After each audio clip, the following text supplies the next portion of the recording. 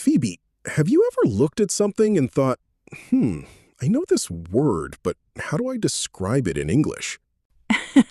Oh, yes. That happens to me all the time. My mind suddenly goes completely blank.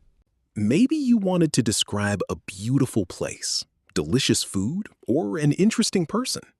But the only words you remembered were good, nice, or maybe just very good. If that sounds familiar, don't worry. You're definitely not the only one. In today's episode, we'll show you an easy way to describe almost anything using simple English. By the end of this conversation, you'll have more confidence describing people, places, food, weather, objects, and everyday experiences. Hey everyone! Welcome back to Speak with Joey and Phoebe. I'm Phoebe. And I'm Joey. We're so happy you're spending a little time learning English with us today. Before we begin, here's something important. Today's conversation is designed for A2 to B1 English learners. But don't worry if you're still an A1 beginner. You'll still understand most of today's conversation. Exactly. We speak slowly, clearly, and naturally, so you can relax and simply enjoy listening. And remember, you don't need to understand every single word. That's completely okay. The goal isn't perfection. The goal is listening, understanding a little more each day, and building confidence. Oh, and one more thing. Today's episode is packed with lots of natural English listening practice. So if you have a cup of coffee or tea, grab it, get comfortable, and enjoy the conversation with us. And don't worry if you can't catch every word the first time. Just listen naturally today. If you enjoy the episode, you can always come back and listen again later. Later in this episode, we'll also review some useful words that we use during today's conversation. You'll hear them naturally first. Then we'll explain their meanings and show you how to use them. If you hear a sentence you really like, pause the episode and repeat it out loud. Even one sentence can improve your speaking. All right, grab your coffee, relax, and let's get started. Phoebe, let me ask you something. Why do people find describing things so difficult? I think most learners know many words, but they don't know which ones to choose. That's actually a great point. Sometimes we know vocabulary, but our brains freeze during conversations. Exactly. Suddenly everything becomes nice, good, beautiful, and nothing else. Don't worry, everyone. Today, we're going to fix that problem together using simple English. And the best part? You don't need hundreds of new vocabulary words. Right. You only need to notice small details and describe what you can already see. That sounds much easier than trying to memorize a giant vocabulary list. Exactly. Let's start with something simple. Imagine you're sitting inside your favorite cafe. Oh, I already have one in mind. It's my happy place after a busy day. Great. Don't tell us the name. Just describe it for everyone listening. Well, it's a small, cozy cafe with soft music, warm lights, and friendly people. Nice. I noticed you didn't use difficult English at all. Nope, they're all simple words, but together they create a clear picture. Exactly. That's the secret. Great descriptions come from combining simple words naturally. When I walk inside, I immediately smell fresh coffee and sweet pastries. Ugh, now I'm getting hungry. That's a really vivid description. See? I didn't say the cafe is good. I explained why it feels good. That's a powerful difference. Good descriptions answer the question, what makes it special? I never thought about it that way, but you're absolutely right. So, Phoebe, besides coffee, what makes that cafe feel so comfortable? The atmosphere. It's peaceful, welcoming, and never feels too crowded. Oh, welcoming is a wonderful word. It makes people feel accepted immediately. Exactly. Even the staff smile warmly. That always makes my day brighter. friendly people can completely change how we describe a place. Absolutely. A beautiful building isn't enough if everyone inside seems unfriendly. That's true. Feelings are often just as important as appearances. Right. We don't only describe what we see. We describe how something makes us feel. I really like that idea. It makes descriptions sound more personal. Exactly. That's why two people can describe the same place differently. All right, let's imagine we're walking into a restaurant instead. Oh, now we're talking. Food is always a fun topic. Okay, describe your favorite pizza without saying it's delicious.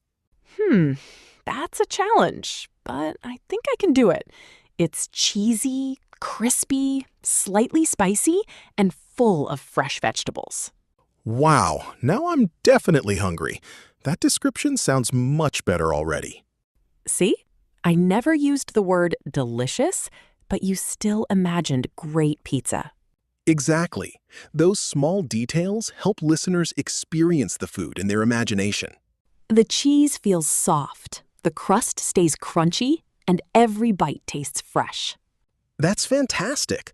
You're describing texture, flavor, and even the eating experience. I never realized describing food could be that enjoyable. It really is. The more senses you include, the stronger your description becomes. Senses? You mean seeing, smelling, tasting, touching, and hearing? Exactly. Those 5 senses help people imagine almost anything clearly. Oh, I like that. It feels much easier than memorizing complicated adjectives. That's because you're describing real experiences instead of remembering vocabulary lists. That explains why conversations feel more natural this way. Right. Real English usually comes from real experiences and simple observations. I'm already paying more attention to little details around me. And that's exactly how great descriptions begin, by noticing the small things first. All right, let's change the topic a little. How about describing people? Oh, that's interesting, because many learners only say she's nice or he's funny. Exactly. Those words are useful, but we can paint a much clearer picture.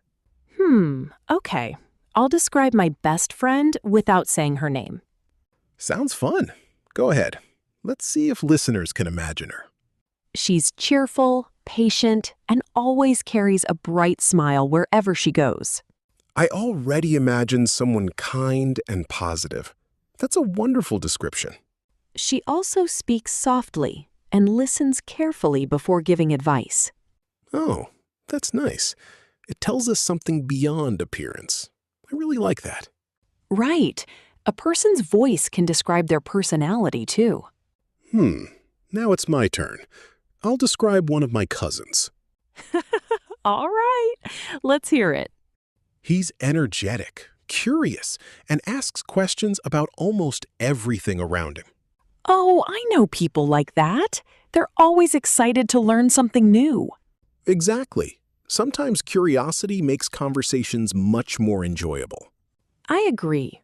Curious people often make everyone think a little deeper. See? We didn't describe his face, but you already imagined his personality. That's true. Describing behavior can be even more powerful than describing appearance. Absolutely. Personality usually stays in people's memories much longer.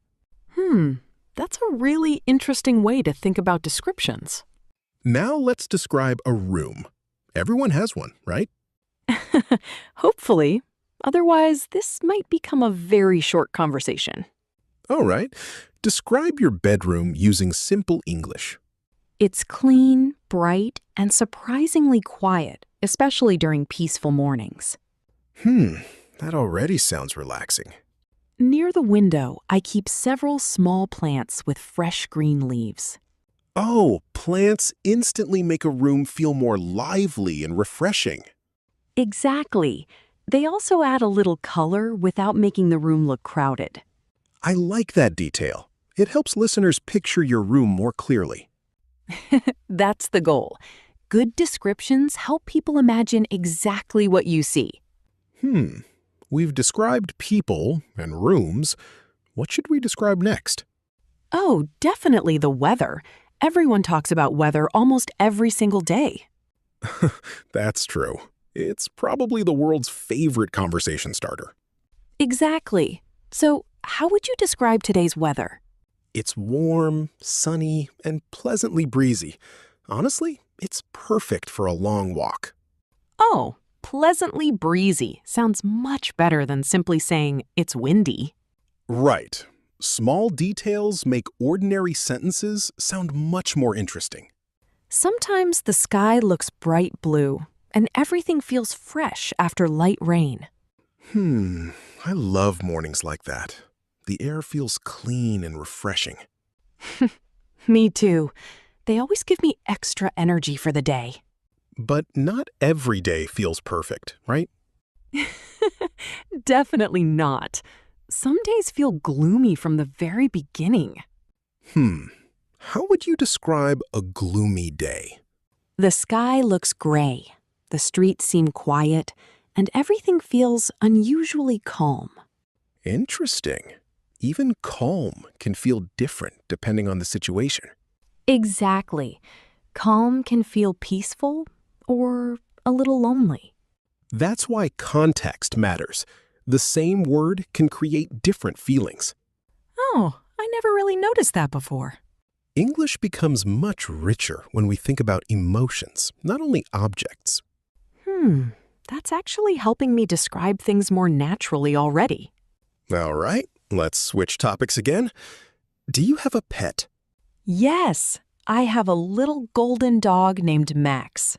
Oh, now you have to describe him without showing any pictures. That's easy. He's playful, loyal, gentle, and incredibly friendly.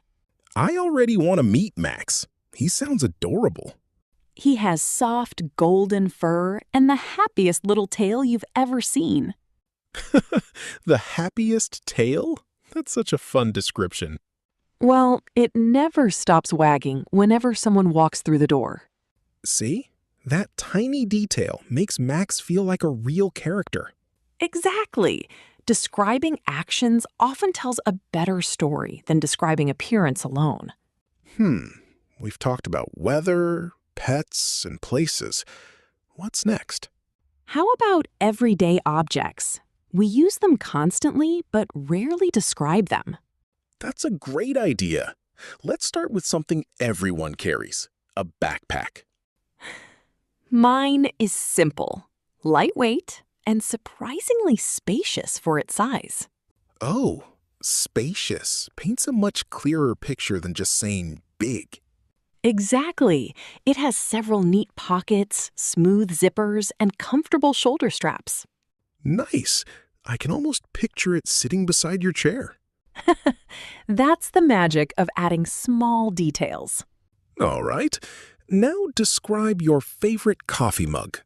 It's round, cream-colored, slightly heavy, and always keeps my coffee warm. Interesting. Why is that mug your favorite? Honestly, it reminds me of quiet mornings with my family before work. See? That's something many learners forget.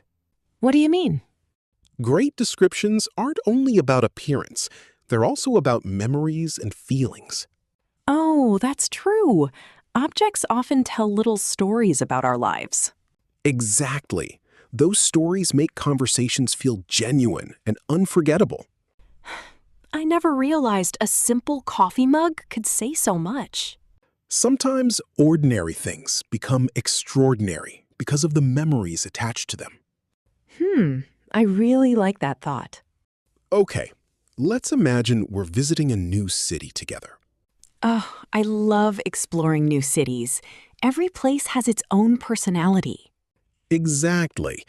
So describe your favorite city without telling us its name. It's lively, colorful, and full of cheerful people from different cultures. Nice. What else makes it memorable? The streets are clean, the parks feel peaceful, and little cafes hide around every corner. Wow, now I want to visit immediately. Wait until nighttime. The streets glow with beautiful lights everywhere. That sounds amazing. I can almost imagine walking there with a warm coffee. Exactly. A few simple details can create a complete picture inside someone's imagination. You know, every city has its own personality, just like people do. That's true. Some cities feel energetic, while others feel calm and relaxing. Exactly. We don't only describe buildings. We describe the feeling a place gives us. That's why two travelers can visit the same city, but describe it differently. Right. One person might notice the busy streets, while another notices peaceful parks. I think that's what makes conversations so interesting. Everyone sees different little details. Absolutely. There isn't always one perfect description. There are many wonderful possibilities. That's actually comforting for English learners. Really? Why do you think so? Because they often worry about finding the correct adjective every single time. Oh, I completely understand that feeling. I've heard many learners say exactly that. They stop speaking because they think their vocabulary isn't big enough. But honestly, communication matters much more than using difficult vocabulary. Exactly. Simple words can still create beautiful, meaningful descriptions. Think about today's conversation. We've mostly used everyday English, haven't we? Yes. Nothing sounded complicated, but everything felt clear and natural. That's because we focused on details instead of difficult words. Details really do make a huge difference. They help listeners see, hear, and even feel what we're talking about. That's why stories become much easier to imagine. Speaking of stories, what's one place you'll never forget? Oh, that's an easy question. My grandparents' house. Really? What makes that place so special? Everything there feels warm, peaceful, familiar, and full of happy memories. I love the word familiar. It brings such a comforting feeling. Exactly. The old wooden furniture, quiet afternoons, and homemade food always make me smile. Wow, I almost feel like I've visited that house myself. That's probably the nicest compliment I've ever received.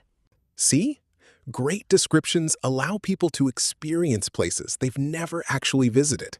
And that's why learning to describe things makes your English much more expressive. You know, Phoebe, today's conversation taught us something surprisingly simple. Let me guess. Great descriptions don't need complicated English? Exactly. They simply need careful observation and the right everyday words. The more details we notice, the easier describing becomes. Whether it's food, weather, people, cities, or memories, the idea stays the same. Right. Look carefully, think naturally, and describe what you honestly notice. And remember, your description doesn't have to match someone else's. That's true. Your experiences and feelings make your English unique. Well, that was such a fun conversation. I really enjoyed chatting with you today. Me too. And I hope everyone listening enjoyed it as much as we did. So, let's talk about some useful words we used in today's conversation. Exactly. These aren't random vocabulary words. You already heard them naturally today. That's why they'll be much easier to remember and use yourself. So, let's get started. Our first word is cozy. I really like this word because it creates such a warm feeling. Yes, because cozy describes a place that's comfortable, warm, relaxing, and makes you feel at home. You can use this word like, my bedroom feels cozy during rainy evenings. Or, that little bookstore has a cozy atmosphere. Similar words include comfortable, warm, and sometimes inviting. Next, let's look at the word peaceful. Peaceful means quiet, calm, and free from noise or stress. For example, the lake looked peaceful early in the morning. Or, I enjoy walking through peaceful parks after work. The opposite of peaceful is often noisy, busy, or chaotic. All right, our next word is welcoming. I love this word because everyone enjoys feeling welcome somewhere. Exactly. Welcoming describes a person or place that feels friendly and inviting. Imagine visiting a cafe where everyone smiles and greets you warmly. You could use this word in a way like, that little cafe has such a welcoming atmosphere. Or, our neighbors were incredibly welcoming when we moved into the neighborhood. Similar words include friendly, inviting, and warm. When people feel comfortable around you, they often describe you as welcoming. Next up, let's talk about cheerful. Oh, this is one of my favorite personality words. Cheerful describes someone who usually looks happy, positive, and full of energy. For example, she's always cheerful, even on busy Monday mornings. Or, his cheerful laugh makes everyone around him smile. Similar words are happy, positive, and joyful. Remember, cheerful usually describes a person's mood or personality. It can even describe a room with bright colors and a happy feeling. Now, here's a very useful word. Patient. Nice word. Many English learners confuse this word with a patient at the hospital. Good point. Today, we're using patient as an adjective. It means staying calm without becoming frustrated while waiting or helping someone. For example, my teacher is always patient when students ask questions. Or you can use this word in a way like, please be patient. Learning English takes time. Similar words include calm, understanding, and tolerant. Exactly, because patience is one of the most valuable qualities anyone can have. Our next word is refreshing. Good word. It always makes me think of cool mornings after gentle rain. Me too. Refreshing describes something that makes you feel renewed or energized. For example, that cold lemonade tasted incredibly refreshing. Or the fresh mountain air felt refreshing after the long drive. You can use this word in a way like, it was refreshing to hear such an honest opinion. Great example. So refreshing isn't only about weather or drinks. Exactly. Ideas, conversations, and experiences can also feel refreshing. All right, let's move on to spacious. This is one of those words that's simple but incredibly useful. Right, Phoebe. Spacious means having plenty of room and not feeling crowded. For example, their living room is bright, spacious, and beautifully decorated. Or, this backpack looks small, but it's surprisingly spacious. That's actually the example from today's conversation. Exactly. Repeating vocabulary helps you remember it much better. And remember, spacious doesn't always mean huge. It simply feels roomy and comfortable. We've learned quite a few useful words already. Yeah, and the best part is that we've heard every one of them in today's conversation. That's why they probably sound much more familiar now. Exactly. Learning words in context is much easier than memorizing long vocabulary lists. Next, let's talk about the word playful. Oh, this word always reminds me of my dog, Max. Mine too. Playful describes someone or something that loves having fun. Yes. One of the examples is, the puppy is playful and loves chasing little balls. Or, the children stayed playful all afternoon at the park. Adults can be playful too. It simply means enjoying fun, jokes, and laughter. Exactly. A playful personality often makes conversations feel relaxed and enjoyable. I think everyone needs a little more playfulness sometimes. All right, here's another excellent word. memorable. Memorable means something that's difficult to forget. Exactly. Usually because it was special, exciting, beautiful, or meaningful. For example, our family trip became one of my most memorable vacations.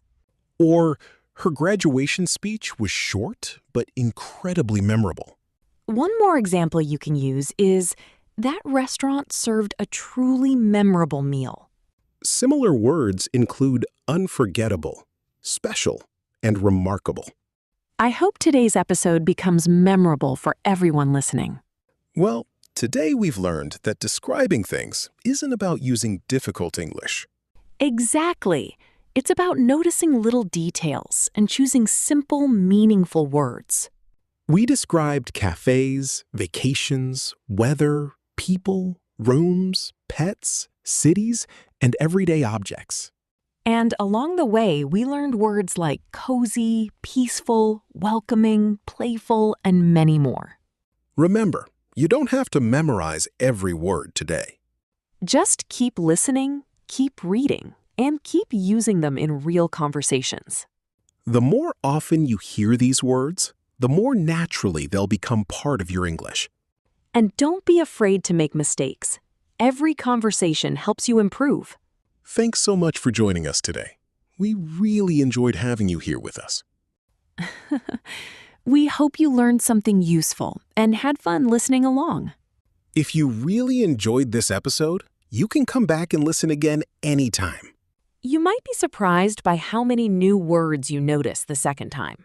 Until next time, keep listening, keep practicing, and keep believing in yourself.